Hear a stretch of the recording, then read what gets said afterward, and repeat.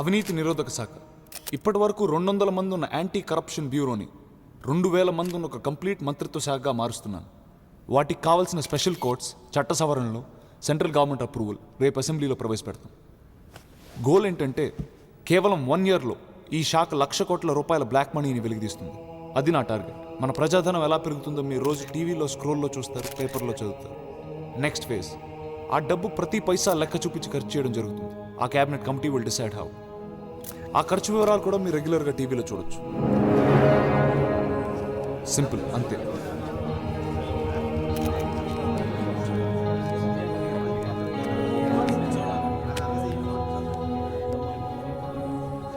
వీడి కడుపు నుండి వేరే వాళ్ళ కడుపు కొడతాడని మాత్రం అనుకోవద్దు.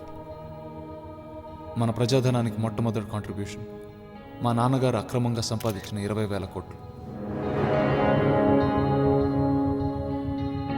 ఈ డబ్బు నేను ఇమీడియట్గా పీపుల్స్ ఫండ్లో ట్రాన్స్ఫర్ చేస్తాను.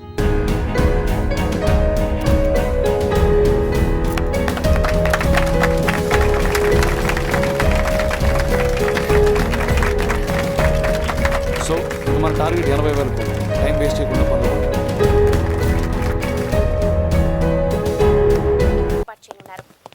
సీఎం గారు, రేపటికల్లా 500 మంది హానెస్ట్ పీపుల్ రిక్రూట్ చేస్తాను. దొరకరన్నారు సార్, మీలాంటి వాళ్ళు కూడా దొరకరనుకున్నాం, కానీ దొరికారు కదా.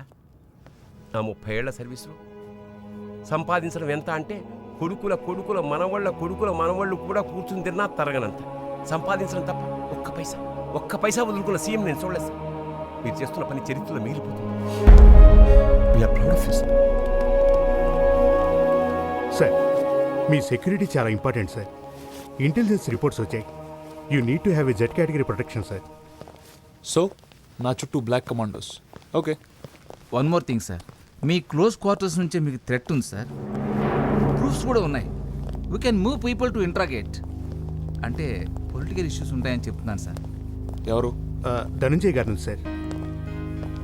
వి ట్రాక్ సమ్ ఫోన్ కాల్స్. నన్ను దన్ను నేను చేయొద్దు. తను ఏమైనా చేస్తే గవర్నమెంట్ పడిపోద్ది.